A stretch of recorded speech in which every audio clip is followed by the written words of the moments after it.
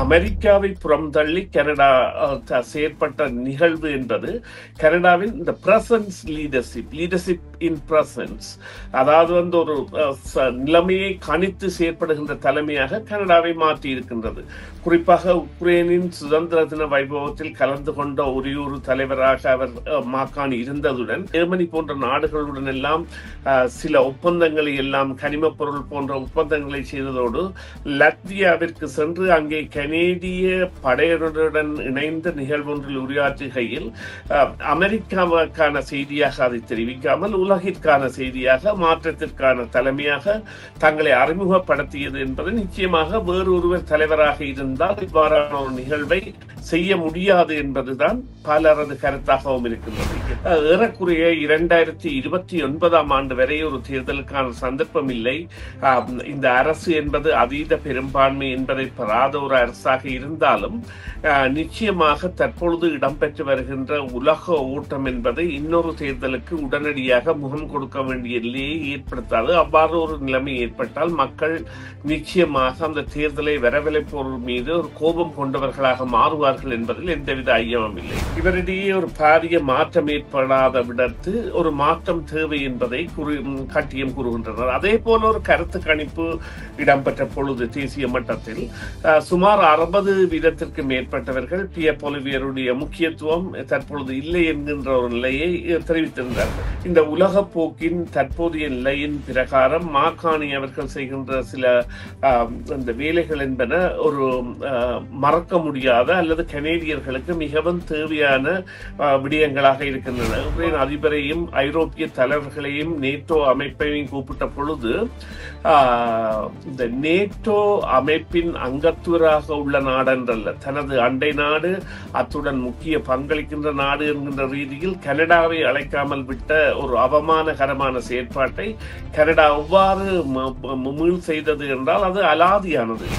கரி ஆனந்த சங்கரி அவர்கள் எவ்வாறு ஒரு பொதுமக்கள் பாதுகாப்புத்துறை அமைச்சராக நியமிக்கப்பட்ட பொழுது இந்த பிரதான ஊடகங்கள் மிகப்பெரிய காழ்ப்புணர்வு பிரச்சாரத்தை மேற்கொண்டனவோ அதையெல்லாம் புறம் தள்ளி கரி ஆனந்த சங்கரி அவர்கள் அதில் கவனம் செலுத்தாமல் தனது நாளாந்த நடவடிக்கைகளில் தொடர்ந்து பாதுகாப்பு துறையுடன் உரிய திட்டங்களை பரிசீலிப்பது போன்றவற்றை செய்கின்ற பொழுது அவர் அமெரிக்காவிற்கான பேச்சுவார்த்தை குழுவில் ஒரு அங்கமாக கூட அரசால் நியமிக்கப்படுகின்ற பொழுது அவருடைய ஆழ்ந்த அனுபவத்தை அல்லது அவருடைய ஆழ்ந்த அதாவது அரசியல் ஆற்றலை அது அங்கே வெளிப்படுத்தி நிற்கின்றது என்றால் அவர் அதை கடந்து செல்கின்ற நிலையில் புதிய குடிவரவாளர்கள் கனடாவிற்கு வரும் பொழுது தங்கள் நாட்டில் இடம்பெறுகின்ற பிரச்சனைகளை இங்கே கொண்டு வரக்கூடாது, அவர்கள் தங்களுடைய வாழ்வியலுக்கான இடமாக கனடாவை தேர்ந்தெடுக்கின்ற பொழுது கனேடியர்களாக மாற வேண்டும் என்பதுதான் அவர்களது அடிநாதம். இருந்த பொழுதிலும் அதற்கு மாறான கருத்தியல்களை விதிப்பது என்பது நிச்சயமாக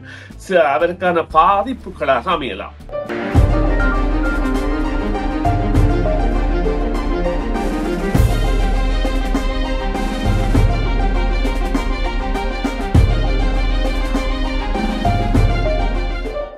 இது சமூக அரசியல் மட்டங்களிலே நிகழும் மிக முக்கியமான விடயங்களை நாங்கள் பேசுவதற்கான நேரமாக இருக்கிறது.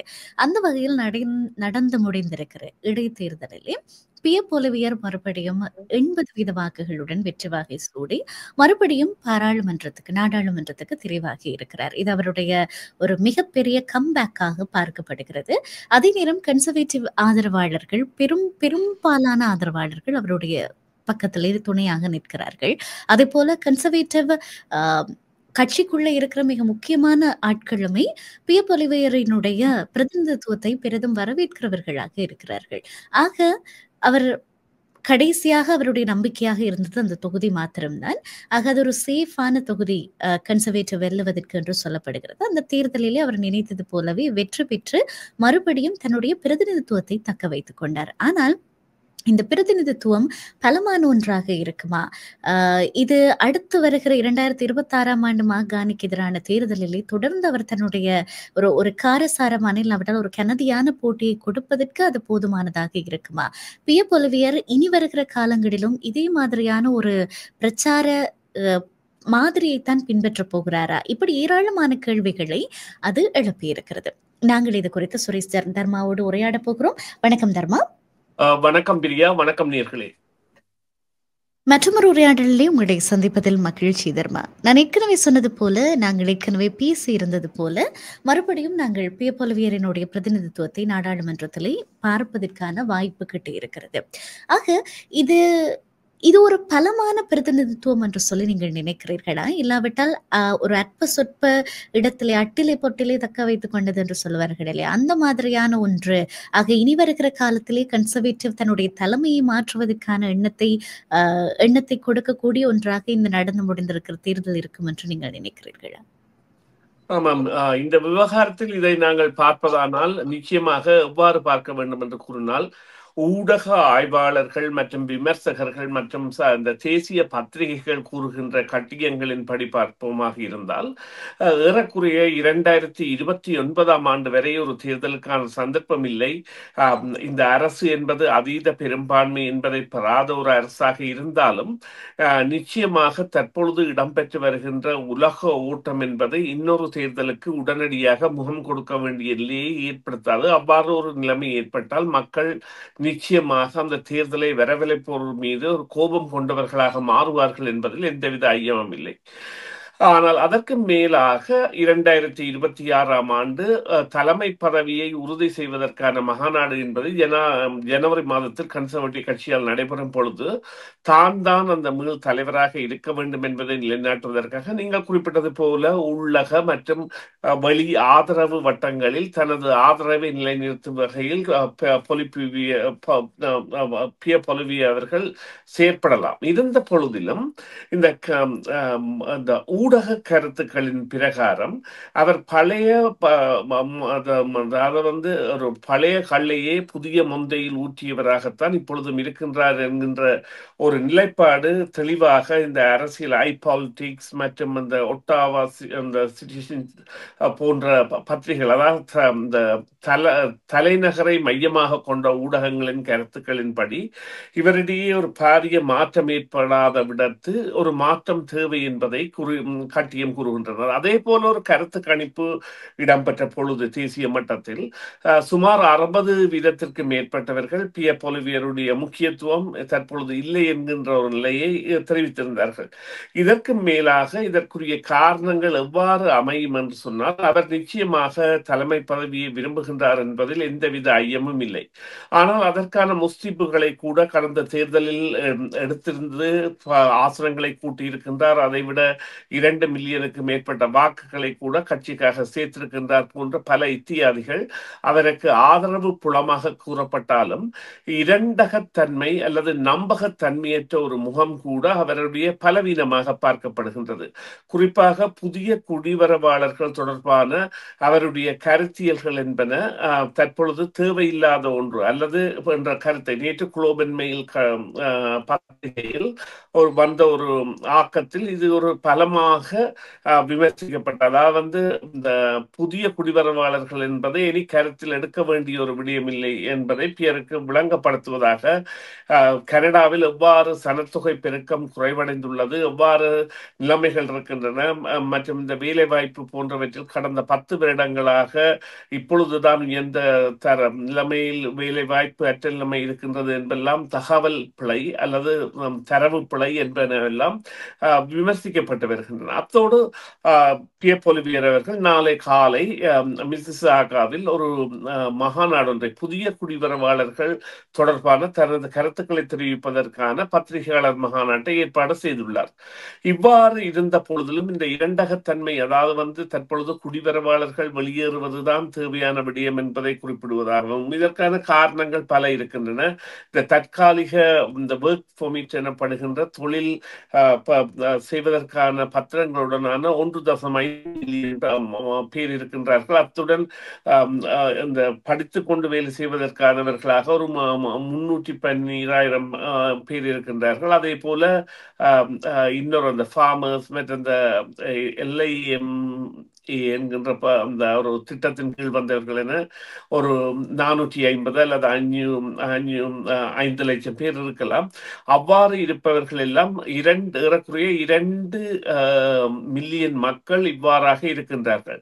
இவ்வாறாக இருக்கின்ற பொழுது இவர்களுடைய பலரும் தங்களுடைய தகமைகளை நிரூபித்து பெர்மனன்ட் ரெசிடென்ஸ் எனப்படுகின்ற நிரந்தர வதி உரிமையை பெற்று வருகின்றார்கள்.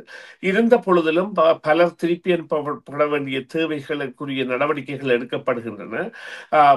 இந்த ஜூன் மாத தரவுகளை பார்த்தால் நிச்சயமாக இந்த ஜூன் மாத தரவுகள் என்பன மிகவும் குறைந்த நிலையில் அந்த குடிவரவாளர்கள் வந்ததாகவோ அல்லது வேலை அனுமதி பத்திரங்கள் இருப்பதாகவோ இருக்கின்ற நிலையில் எவ்வாறான ஒரு கொள்கை திட்டத்தை பியப் ஒலிவியர் கொண்டு வரப் போகின்றார் என்பதை நாங்கள் நாளை பார்க்கலாம். அது அவருடைய நிலைப்பாட்டில் மாற்றத்தை ஏற்படுத்தும் என்றால் பல குடிவரவாளர்களும் அல்லது பல குடிவரவு இனங்களும் இவருடைய பேச்சை நம்பிக்கைக்குரியதாக எடுக்கவில்லை. அதற்கான காரணம் காசா விவகாரத்தில் அவர் கொண்டுள்ள 2 தன்மை உள்ள முகம். காசாவை ஒரு ஸ்டேட்டாக அனுமதிக்க கூடாது, லிபரல் விரும்புவது போல அவ்வாறான ஒரு அங்கீகாரம் அதற்கு வழங்கப்படக்கூடாது என்பதோடு அங்கே இடம்பெறுவது இனப்படுகொலை என்பதை ஏற்காத ஒரு தன்மையையும், அது அங்கே இடம்பெறுவதற்கான முழு முதல் காரணம் ஹமாஸ் அமைப்பின் பயங்கரவாத தாக்குதல், அவர்கள் தான் இதற்கு பொறுப்பேற்க வேண்டும் என்கின்ற காரணியை கூறுவதும் மற்றும் அந்த மனிதாபிமான செயற்பாடுகள் குறித்த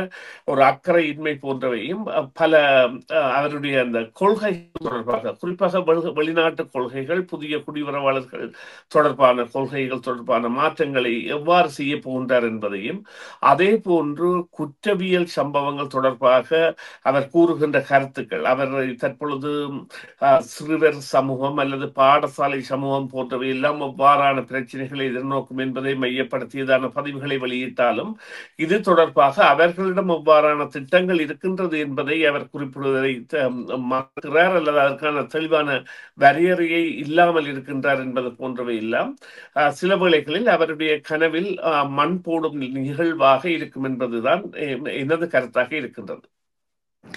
நிச்சயமாக.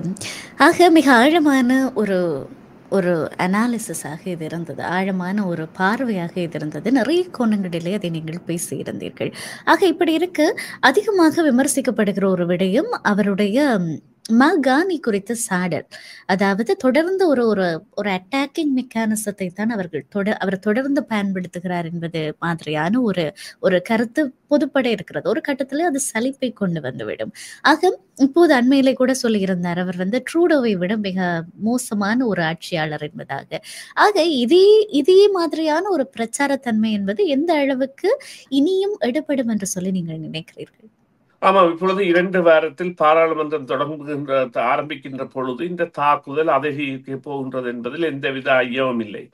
ஆனால் அவர்களுக்குரிய ஆலோசகர்கள் தகுந்த ஆலோசனை வழங்கி பிரச்சனைகளை மையப்படுத்துமாறும் தனிநபர்களை மையப்படுத்த வேண்டாம் என்கின்ற கோரிக்கைகளை விடுத்தோ அல்லது அதற்குரிய வரைவுகளை அவருக்கு கொடுத்தோ செயற்படுவார்களாக இருந்தால் நிச்சயமாக அவர் மீதான மறைமுக பார்வை என்பது சில வேளைகளில் தவிர்க்கப்படும் என்று சொன்னால், இந்த உலக போக்கின் தற்போதைய நிலையின் பிரகாரம் மாகாணி அவர்கள் செய்கின்ற சில அந்த வேலைகள் என்பன ஒரு மறக்க முடியாத அல்லது கனேடியர்களுக்கு மிகவும் தேவையான விடயங்களாக இருக்கின்றன. எவ்வாறு அமெரிக்கா கனடாவை இவர் சலன்ஸ்கி உக்ரைன் அதிபரையும் ஐரோப்பிய தலைவர்களையும் நேட்டோ அமைப்பையும் கூப்பிட்ட பொழுது இந்த நேட்டோ அமைப்பின் அங்கத்துவராக உள்ள நாடென்றல்ல, தனது அண்டை நாடு அத்துடன் முக்கிய பங்களிக்கின்ற நாடு என்கின்ற ரீதியில் கனடாவை அழைக்காமல் விட்ட ஒரு அவமானகரமான செயற்பாட்டை கனடா எவ்வாறு மீள் செய்தது என்றால் அது அலாதியானது.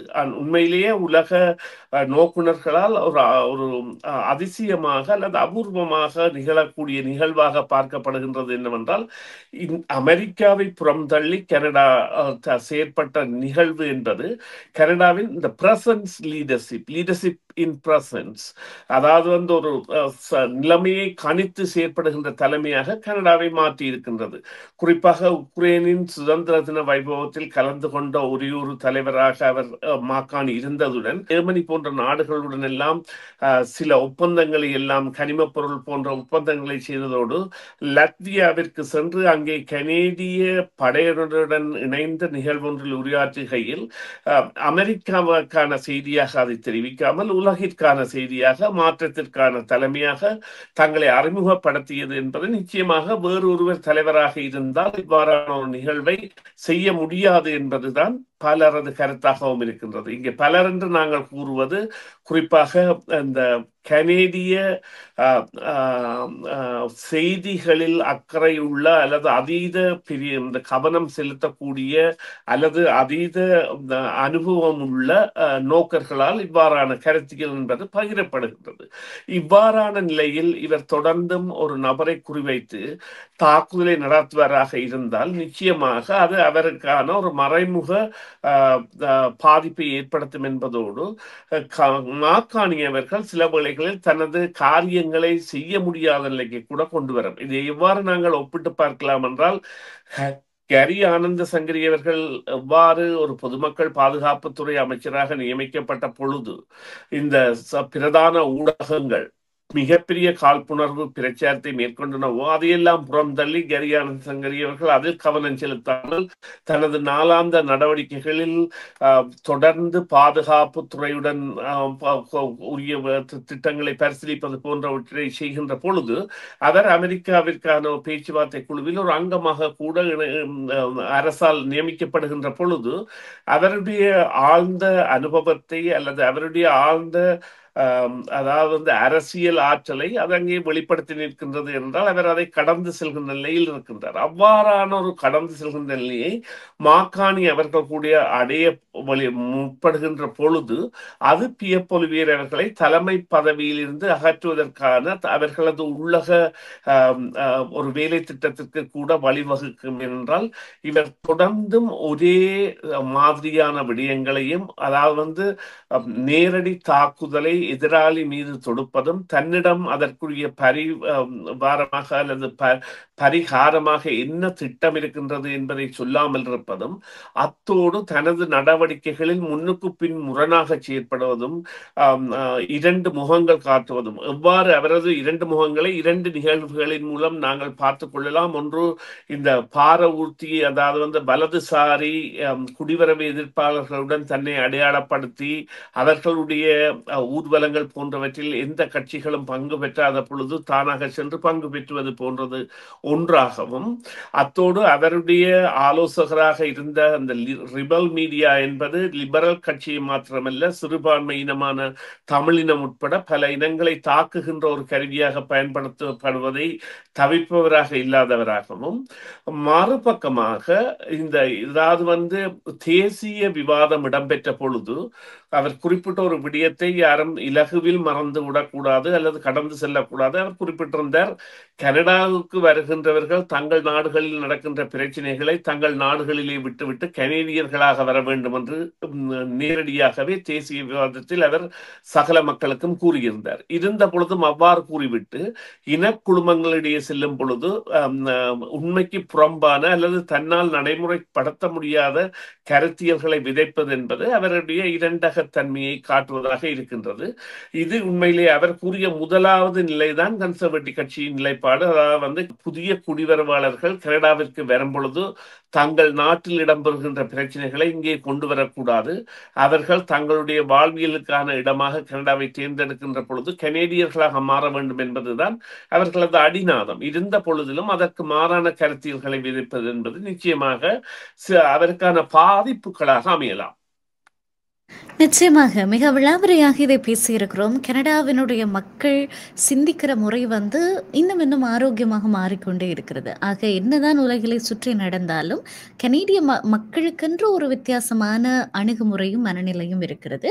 ஆக அவர்களுக்கு தலைவராக இருக்கிறவர்களும் அதனுடைய இனியில்லையாண்ட ஒரு ஆரோக்கியமான முகத்தை காட்டுகிற, நீங்கள் சொன்னது போலவே ஆரோக்கியமான தலைமைத்துவத்தினுடைய அறிகுறியாக தென்படுகிறவர்கள் தான் மிக முக்கியமானவர்கள். ஆக பியப் ஒலிவியர் தன்னுடைய எதிர்காலத்திலே தன்னுடைய பிரச்சாரங்களை மாற்றுவார், அந்த முறையை மாற்றுவார். இவ்வாறு ஒருவரை ஒருவர் தாக்குவதை விடுத்துவிட்டு தீர்வுகளை முன்வைக்கிற பிரச்சார முறைகளை கையாள்வாராக இருந்தால் நிச்சயமாக அது ஒரு ஆரோக்கியமான வழி குறிகாட்டியாக பியப் ஒலிவியரினுடைய பாதையிலும் இருக்கும், கன்சர்வேட்டிவினுடைய பாதையிலும் இருக்கும் என்பதிலே மாற்று கருத்தில் பொறுத்திருந்து பார்க்கலாம். ஏற்கனவே நாங்கள் நிறைய பேசிவிட்டோம், தாராளமாக இது குறித்து பேசிவிட்டோம். மிக்க நன்றி சுரேஷ் தர்மா இந்த உரையாடலில் இணைந்து கொண்டமைக்காக. நன்றி பிரியா, நன்றி நேர்களே, மீண்டும் ஒரு பொழுதில் சந்திப்போம். டிவிஐ யூடியூப் சேனலில் இணைந்திருக்கும் நேர்கள் அனைவருக்கும் எமது நன்றி. எமது காணொளி தொகுப்புகளை தொடர்ந்து நீங்கள் பார்வையிடுவதற்கு கீழிருக்கின்ற பெல் பட்டனை அழுத்துவதனூடாக நோட்டிபிகேஷனில் பல காணொளி தொகுப்புகள் உடனுக்குடன் உங்களை வந்து சேரும். அருகில் இருக்கின்ற முக்கிய காணொளி தொகுப்புகளையும் பார்வையிட தவறாதீர்கள்.